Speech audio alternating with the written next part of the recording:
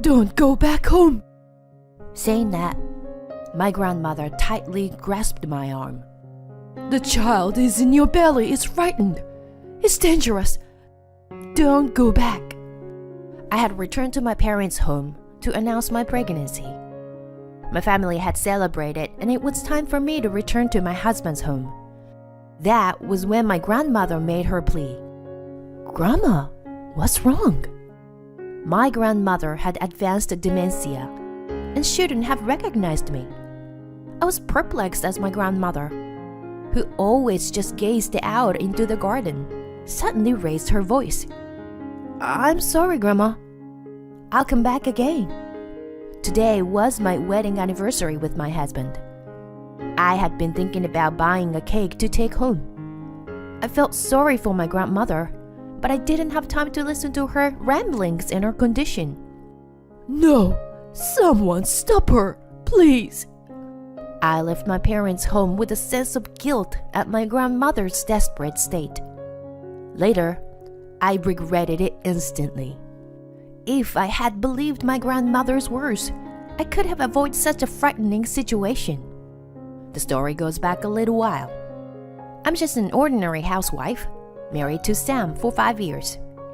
We had been trying to have a child since the beginning of our marriage, so this year I thought we could celebrate a wonderful 5th anniversary. However, things didn't go as smoothly as I had hoped.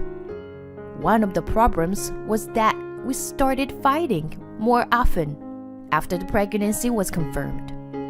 Of course, my morning sickness and anxiety were also contributing factors. I was confused by the situation of having a life other than my own growing inside me, and I couldn't be sane about it. What's more, the problem was not only my nervousness, but also Sam's. At first, I thought he was feeling anxious and nervous about my pregnancy, as I had heard that men tend to feel that way in these situations. I wanted to face it with Sam, even if we clashed. Unfortunately, it seems that Sam didn't share my thoughts. He was more nervous about my role as a housewife than our child. Previously, he rarely complained about my housework. I thought that, being a somewhat careless person, he wouldn't mind if I slacked off a bit. However, since I became pregnant, he complained about me not being able to do chores smoothly. Don't slack off. Just because you were pregnant. He would complain about everything, like the seasoning being too strong or the laundry having wrinkles. I admit there are times when my husband is right, and I hadn't done things properly.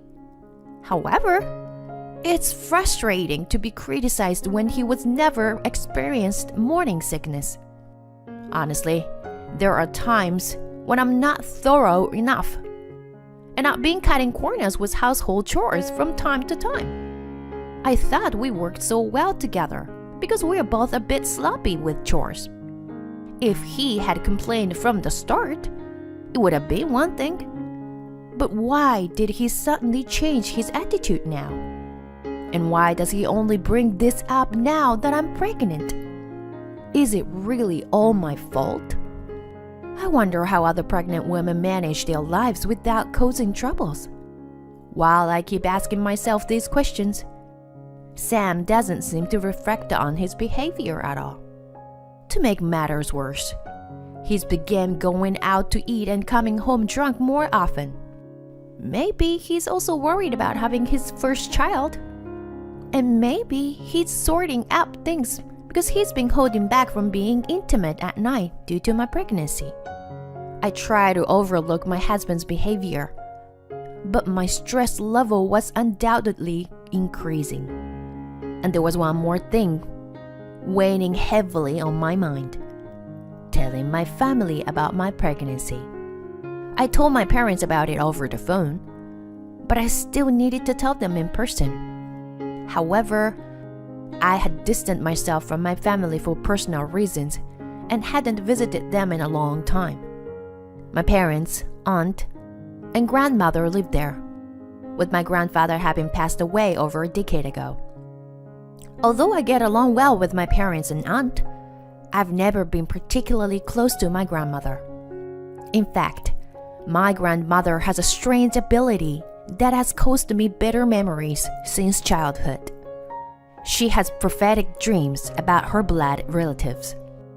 She doesn't deliberately see the future like in anime or manga. Sometimes, she just suddenly has a prophetic dream. But for some reason, she can distinguish it from a regular dream. In reality, some relatives have succeeded in their business or avoided danger because of her dreams. When I was a child, I was fascinated by the fairy tale-like events I heard about, and I admired my grandmother for using her power to help people. But children can be cruel. And when I told my friends about it, I was immediately branded a liar. If she had such a useful power, why couldn't she save me? Of course, I now understand that my grandmother was not at fault, and that ultimately I was the one to blame. So, since then, I didn't know how to interact with my grandmother anymore. Over time, I became distant from my family and rarely visited home. Eventually, my grandmother developed dementia, and I was never able to apologize or explain myself to her. Now, on a happy occasion, I returned home to visit my family. I didn't want to feel guilty anymore, so I went to see my grandmother. When I arrived, my parents and aunt welcomed me warmly. But my grandmother just stared out the window, saying nothing. According to my aunt, she had been like this lately. "Hi, Grandma. I'm home." I spoke to my grandmother, but there was no response from her. After that, I updated my parents and aunt on my recent news, from my pregnancy to complaints about my husband, and trivial things. Recently, I had been at odds with Sam, so talking to someone like this gave me a sense of relief. I thought it was a good decision to come here. If I ever feel anxious again, coming back to my parents' house might be a good idea. And if I'm lucky, I might be able to see Grandma when she's conscious. We chatted and laughed, and before we knew it, time had flown by, and the sun was setting. Oops, it's already this late. Actually, today is my wedding anniversary, and I was planning to buy a cake on my way back to celebrate with my husband. If we take the time to have a proper conversation as a couple, maybe my husband's attitude will soften. Well, I have somewhere to stop by, so I'll be going soon. Then, just as my parents got up to see me off, You can't leave.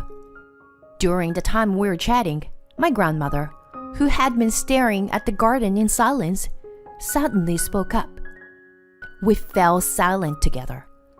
My aunt asked her in a surprise, What's wrong, Mom?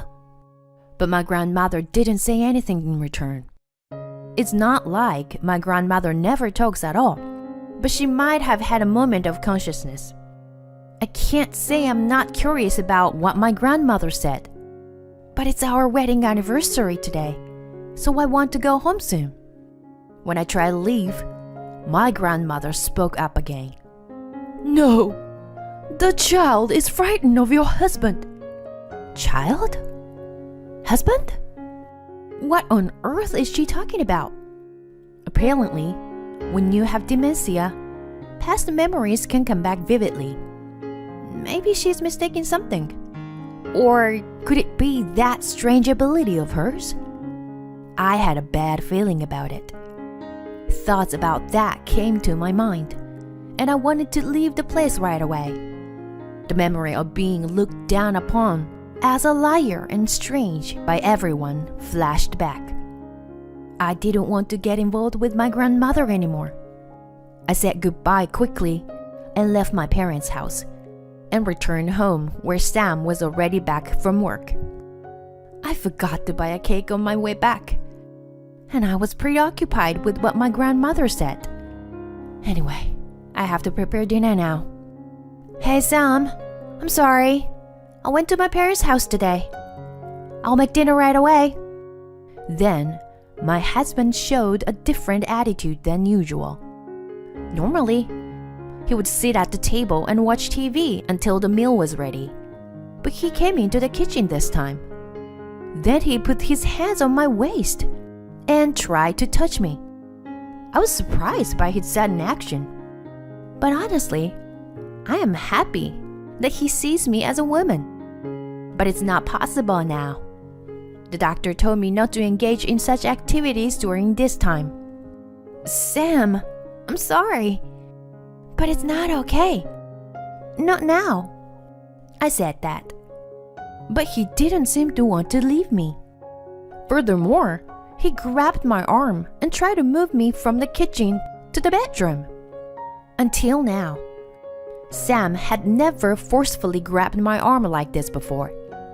Suddenly, he felt like a stranger rather than my husband, and I was scared.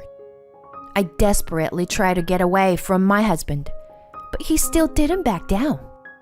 I couldn't do anything and found myself shouting for help. That was when it happened. Suddenly, the sound of the entrance opening could be heard, and someone came in. What are you doing, Sam? That was my father who pulled Sam away from me. My mother was beside him. Mom, Dad, why are you here? I asked the two of them. Your grandmother told us. The truth is this. Ever after I went home, it seemed that my grandmother had raised her voice many times at home. The baby is in her belly is in danger. It's frightened of the husband. The husband is evil. My aunt thought that my grandmother's words were clear, and that her consciousness was the clearest it had been in recent times. Mom, maybe you had a prophetic dream?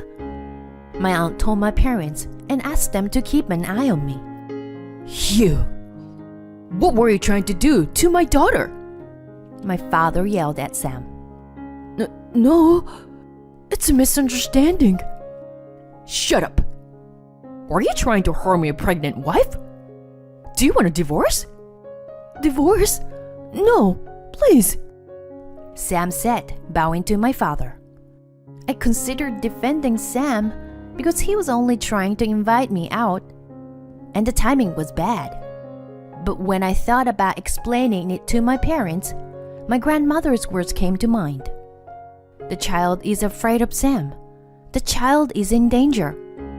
As I thought about it one by one, dots began to connect in my head. Sam, show me your phone. Huh? Sam responded foolishly. Ignoring his confusion, my father took his phone and I thoroughly checked it. Hey, what are you doing? Sam tried to take the phone back from me, but my father held him down. And I found the answer I was looking for. It was a conversation history with his lover. Frankly, I had a vague sense that Sam was cheating. After 5 years of marriage, it wasn't strange for such things to happen.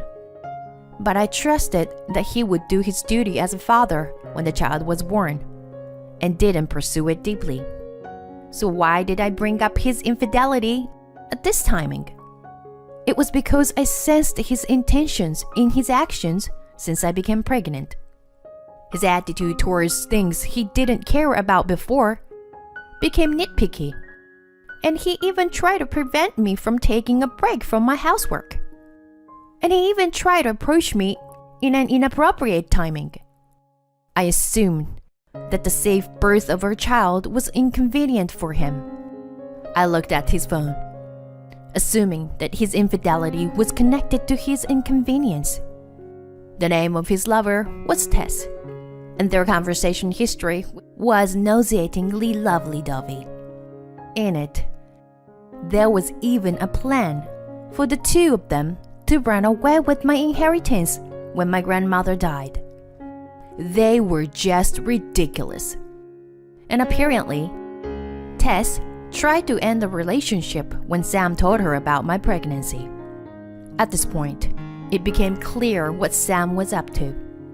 Sam, were you trying to prevent me from having a child? The reason you constantly caused me excessive stress was for that, right? What? I would never. So that you wouldn't have to break up with that woman named Tess, right? Sam falls silent, seemingly realizing the truth of my words. What? Did you try to harm not only Dana, but also the child in her womb? You bastard! What the hell were you thinking? My father grabs Sam by the collar and shakes him. I never thought that.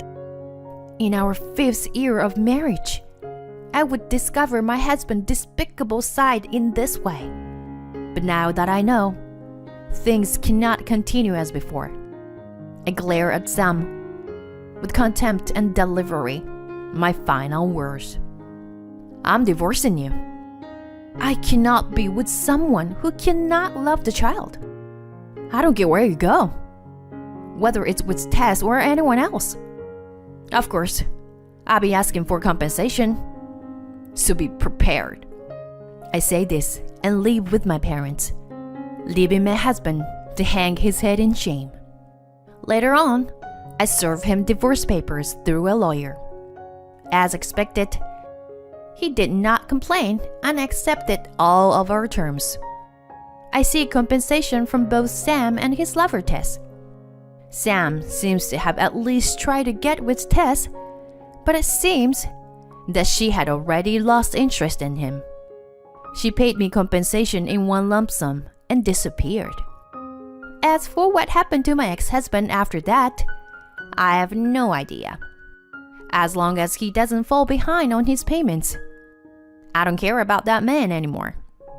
As for me, for now, I decide to return to my parents' house until my child is born. My baby is growing healthily inside me, and living with my parents is a huge relief. I express my gratitude to my grandmother for helping me and apologize for having kept her away due to my lack of strength. My grandmother is still gazing at the garden, as usual, affected by her dementia. I wonder if she understands me.